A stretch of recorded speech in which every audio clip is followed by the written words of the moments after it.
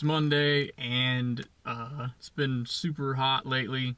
Kind of had a break from it this weekend, but today it's back up in the high 90s, and it's humid.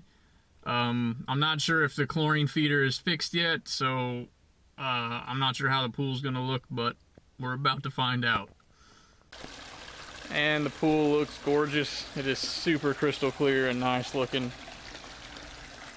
Man, it looks so good, even though it's hot. You see over here how the water is flowing freely. Looks like they got the filter cleaned out, so the pressure is proper, and I bet there's going to be water in that chlorinator, so good deal. Let's check the chemistry real quick. Okay, so I got probably about 1 part per million free chlorine, which is good, and the pH is about 8. Looks like 7/8 to 8.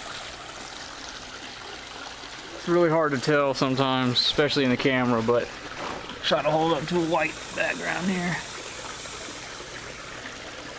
As you can definitely see, there's plenty of pink in there, there's plenty of chlorine, and pH probably a little high.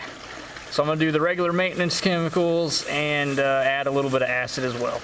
So I did the acid demand test, and it determined I need 5 cups of acid to bring the pH back down to 7.2. And that's pretty much where we want it. Last week, since the chlorine feeder wasn't working and it rained, I had to use Cal-Hypo, and the pH of that is like 9 to 11, somewhere in between there. And so that's why the pool pH is up a little high right now. So I'm going to go ahead and add the acid and the other maintenance chemicals, and we'll get going real quick. When I first started taking care of this pool, the calcium reading was like between 575 and 600, and so I've been using SC1000 to control the scale.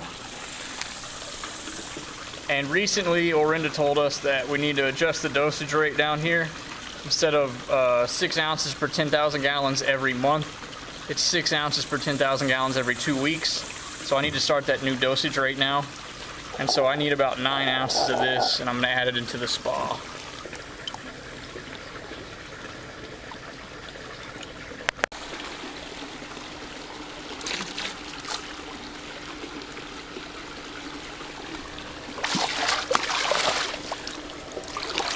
Now I need to add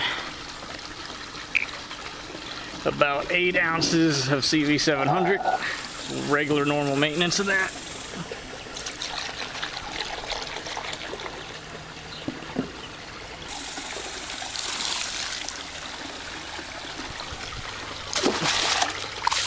Now I need to add about 4 ounces of Polyquat 60.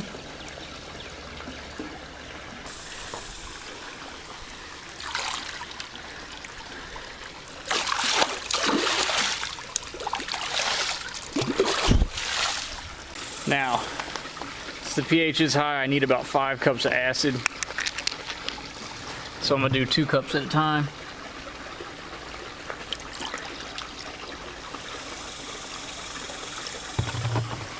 Pour it in front of a jet.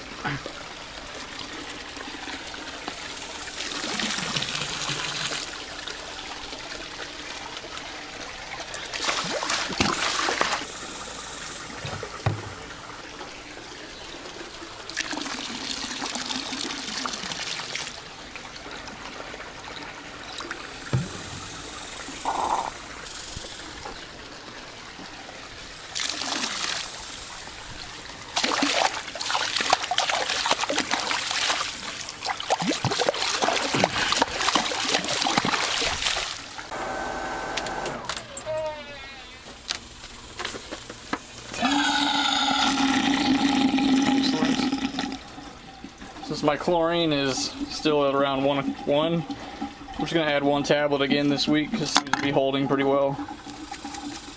It's hot out here.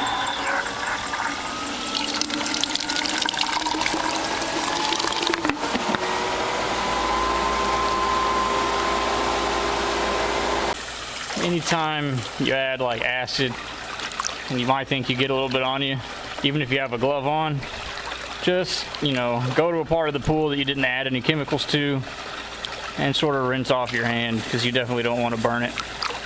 So today was a easy day. It was a nice day, you know, other than it being humid outside. pool looked really great, even with the rain last week, especially on Thursday that we had, and the fact that the chlorine feeder wasn't working properly, and the fact it's been super hot. Water was still perfectly crystal clear, no algae, still had 1 part per million chlorine, because finally they fixed the chlorinator. Now here's what the issue with the chlorinator was. At first, we thought it was the RPM settings on the variable speed pump, because the homeowner lost power last weekend. That wasn't the issue. The reason why they weren't getting proper flow was because their filter hadn't been cleaned in 6 months. It is super important, if you have a DE filter, to have it totally broken apart and cleaned out every 6 months.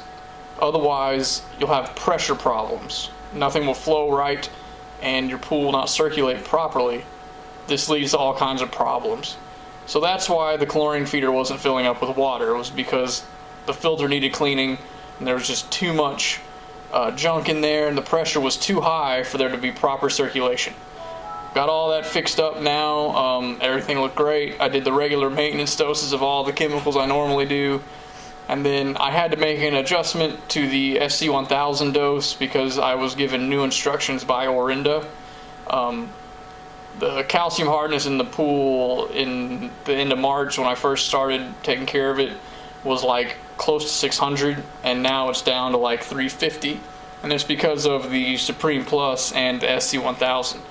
But the SC1000, the maintenance dose was 6 ounces per 10,000 gallons each month, but now they've told me that I need to update that to 6 ounces per 10,000 gallons every 2 weeks.